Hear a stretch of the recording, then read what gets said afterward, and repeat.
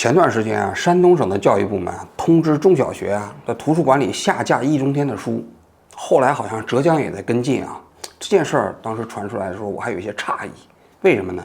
因为易中天是一个搞古代史研究的学者，他火是因为早年参加中央电视台百家讲坛那个品三国，后来名气大了以后讲汉代风云录，讲先秦诸子百家，其实主要集中在是古代史领域。我们都知道，古代离现在时间比较远，越远嘛，其实禁忌也就越少，相对来说也就更自由一些。所以说，你讲古代史，它都能出问题，那你想想这事儿我就觉得挺奇怪的哈。后来就找国内的一些朋友去打听，他们到街上一问啊，新华书店也接到通知了，就是易中天的书也得下架。就看来易中天这事儿还不仅仅局限于中小学呢，就整个易中天的作品在大陆可能都面临着全面下架的危险。那么我又找了一些出版界的朋友来问一下，为什么要下架易中天的书？他们说2个理由。第一个呢，说内容低俗，就是易中天在中小学那推荐的目录里面它主要是一本书叫《中华经典故事集》吧，讲的都是《论语》庄子就是这些古代典籍。为了让中小学生看起来方便呢，他配了一些插图，说这些插图低俗。比如说这是汉高祖刘邦，是吧？他那是写到是吧？我什么都不会，我只会泡妞，所以我当了开国皇帝，是吧？这个有点容易让人联想到老毛，对不对？还有就是泡脚的时候说，哎，这个妹子不错，是不是？他用现代人的这种方式来解读古代人，这就人觉得内容低俗。第二个呢，就说他是历史虚无主义。后来呢，我就专门找了一下他这个中华经典文库的文章，我看了一下，这个确实有，比如说他这个关于庄子里面讲的自由，跟现代的自由主义也从某种角度来联系一下嘛，挖掘一下中国传统思想中间的现代因素，也鞭挞了一些中国历史上的一种专制主义的思维，仅此而已。当然，他也讲过亚当夏娃，说如果这个是历史虚无主义的话，只能说历史虚无主义的边界又扩大了。由这个新闻，我就在想很多人可能不知道，什么叫做历史虚无主义？这历史虚无主义到底把什么虚掉了？为什么共产党这么害怕历史虚无主义呢？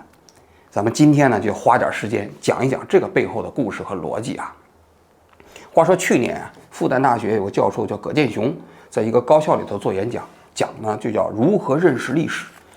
他这里头给历史虚无主义下了2个定义。第一个就是否定民族历史、民族文化。比如说你要讲历史，我们中国讲夏商周5000年历史，如果你要是说只有3700年，说夏不存在，这就叫历史虚无主义。你比如说现在我们这个其他国家都基本上分子生物学搞清楚了，人类都是从5万年、10万年从非洲走出来的。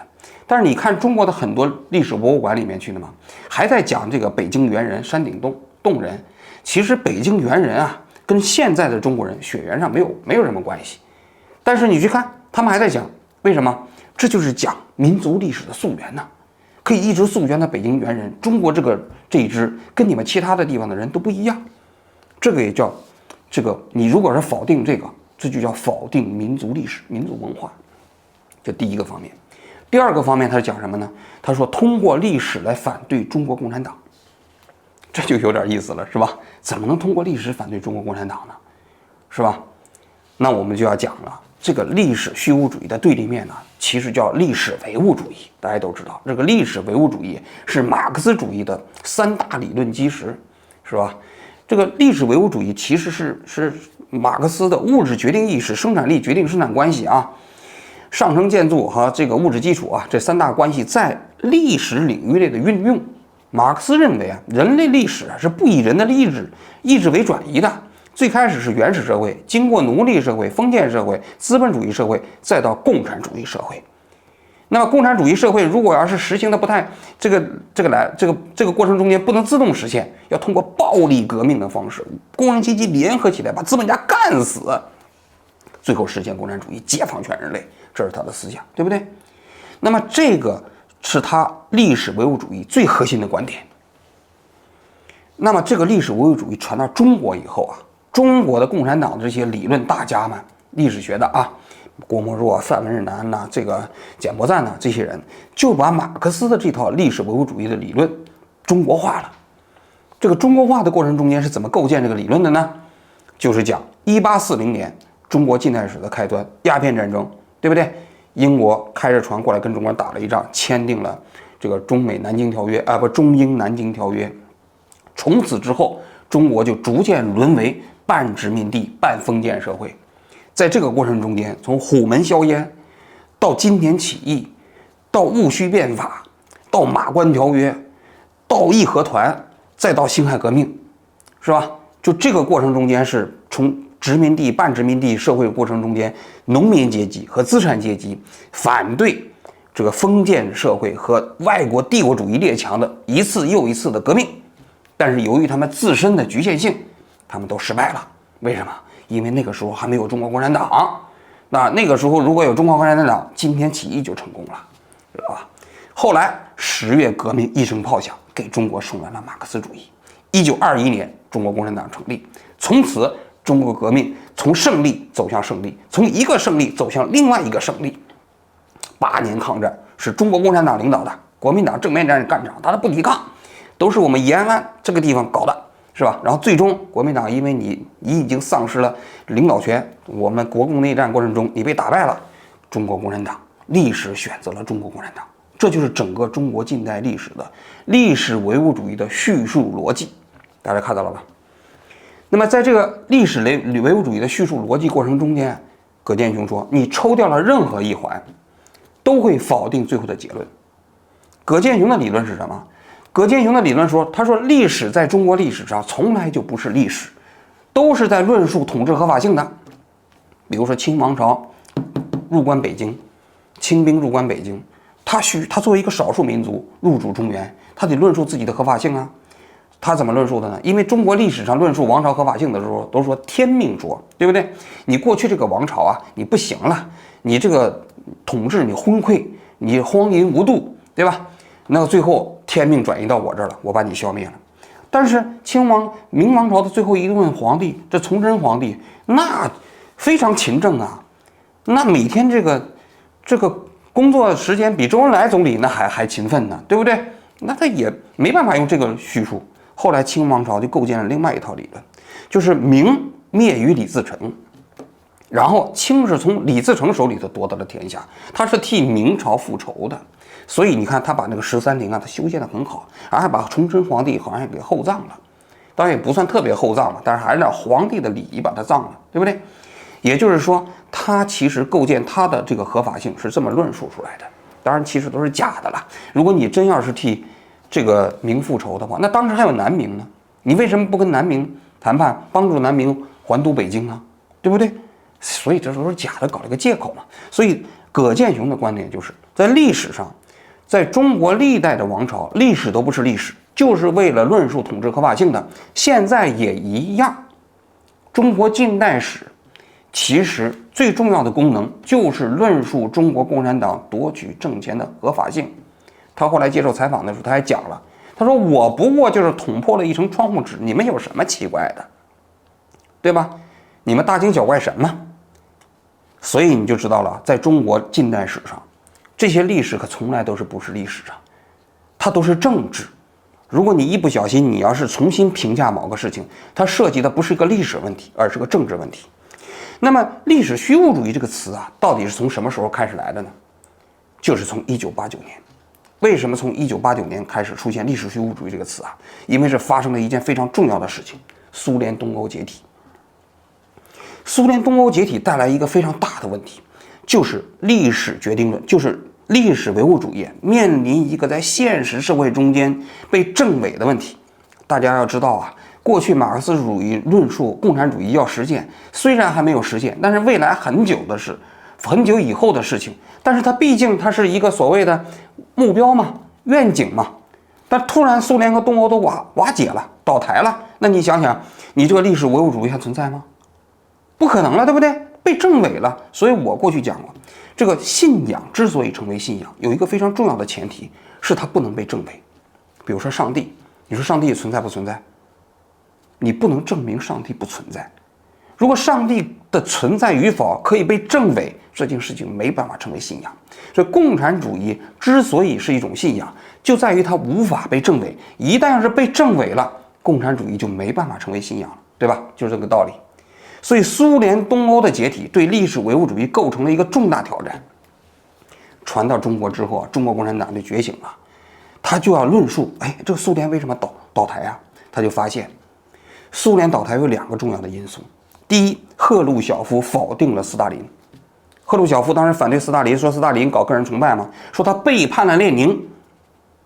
这件事情啊，它导致一个什么结果呢？从否定斯大林变成了否定了整个苏共统治的合法性，这是第一。第二，就是戈尔巴乔夫上台之后，要搞了新思维嘛，历史领域内的很多那些英雄人物啊，比如说苏联历史上有个卓雅的故事，对不对？这卓雅的故事，有人一检查，有人历史学家一考证，说不是那么回事。跟苏联打的时候，其实袭击的不是苏军，袭击的一个村庄。这东西搞出来，那英雄都不是英雄了。最后大家都觉得你整个苏共统治的合法性、获得政权的合法性都不存在了。所以从那个时间开始，中共开始提出来，就要反对历史虚无主义，就是对中共这一套近代史的历史叙述不能动，不能质疑。你要质疑的话，你就有问题。比如在历史上啊，有几段公案，比如说就是当时有个叫袁伟时的学者，在中国青年报的冰点杂志啊、冰点周刊上发表了一篇文章，当时在全社会引起轩然大波。其实那篇文章嘛，讲的就主要是2个内容。第一个就是英法联军进攻北京的原因分析，他就讲前一年当时中国和这个英国和法国啊，就换约问题啊，其实已经谈判好了，在天津。第2年换约的时候呢，中国指定了一条路线，英法联军呢不愿意走这条路线。然后中国的叙事里就是说，你既然不愿意走这条路线，你被人袭击了，对吧？但是实际上真正的史实是什么呢？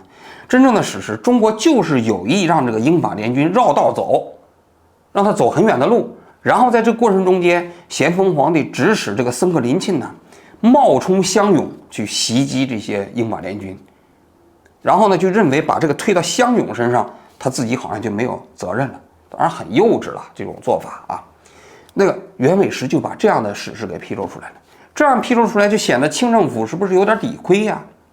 就并不是想的好像英法联军跟中国当时打仗的时候是完全是侵略，而是你自己不尊重外交最基本的常识，你去袭击人家的外交使团嘛，对吧？不就是这个原因吗？这是第一。第二就涉及到义和团的评价问题。义和团大家都知道是吧？在中国共产党的叙事里，那是农民起义啊，要跟这个外国侵略者斗争啊。但是袁伟时那里头就讲，他说义和团不是啥进步力量，在北京烧大石蜡，烧了4000多间房子，很多老百姓是倒霉，而且呢，跟着那些清政府里的守旧势力一起去杀那些基督教的信仰者，杀了很多洋人，有很多都是在襁褓里的小孩啊都被杀掉了，这是暴民呐。所以他就讲，从义和团诞生一直到1949年，中国近代的知识分子，包括政治精英，包括孙中山，都把义和团称之为权匪和权乱。你只有共产党建国之后，才把义和团塑造成了一个反帝反封建的这么一个农民起义。这篇文章发表之后，很多人就都在讨论呢，是不是这样？后来社科院还有个人叫张海鹏吧，还写文章批判的。后来这袁伟时就又写一篇文章来回应这些，回应的时候国内没有人敢给他发表了，最后他在香港发表的，当然那是当时的香港，现在估计也发表不了了。第2起就是走向共和。走向共和是在中央电视台播的一个电视剧啊，这部电视剧当时在播放的时候引起全国热议啊，70多集吧，我记得好像是。那这个电视剧呢，它为什么后来引起很多人的不满呢？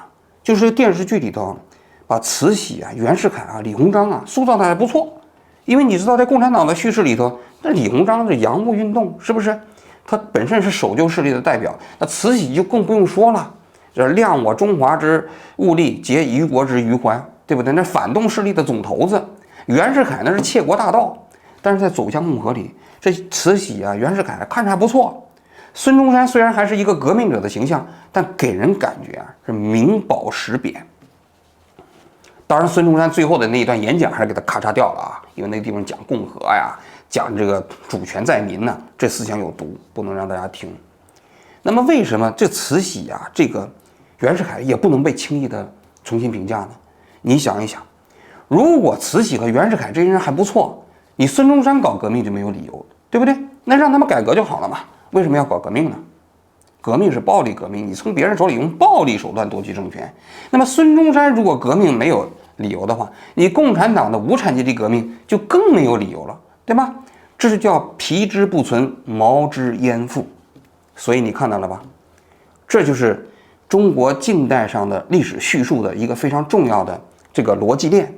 如果你要是否定了其中一环，它就环环都不成立了。所以你知道历史虚无主义虚掉了什么了吗？就是虚掉了共产党革命和统治的合法性。比如说老毛，是吧？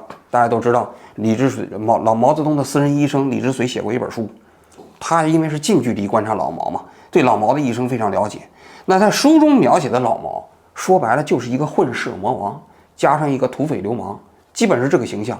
这本书当时出来之后，在国内被列为天字1号禁书，就不能带回境内啊，带回境内会被判刑的。为什么？因为老毛的形象，你想想，历史选择了中共，选择了中国共产党，也选择了毛泽东。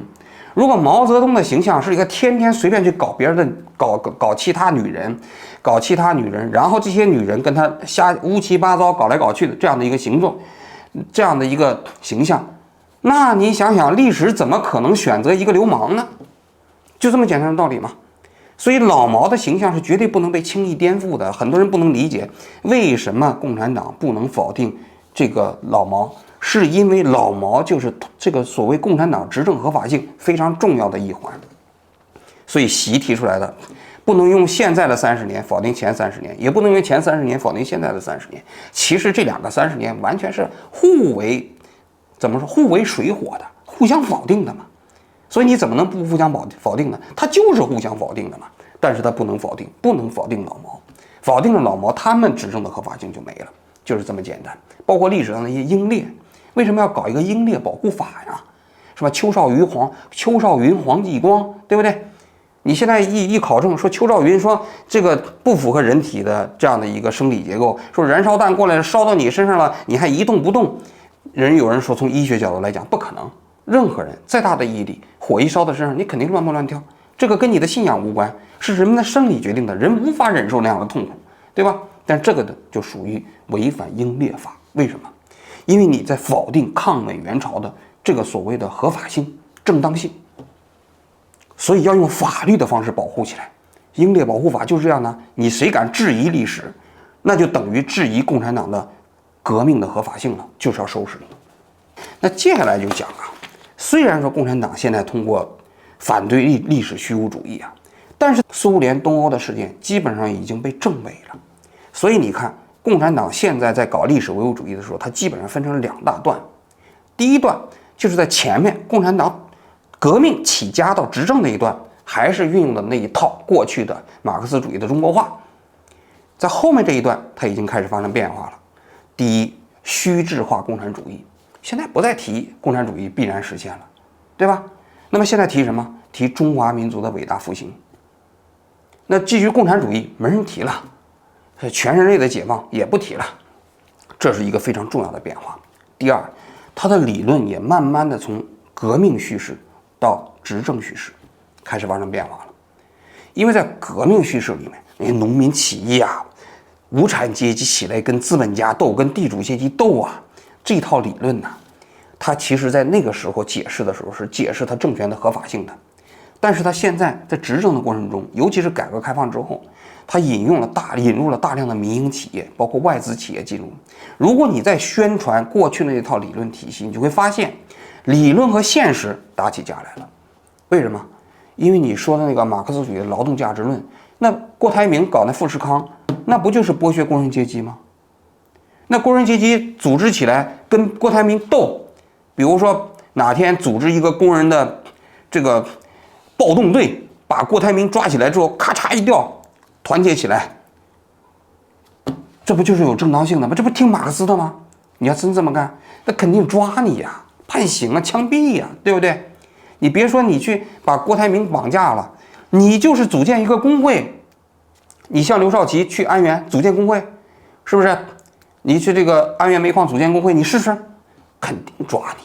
这就使得革命叙事在执政过程中间面临困境，包括农民起义。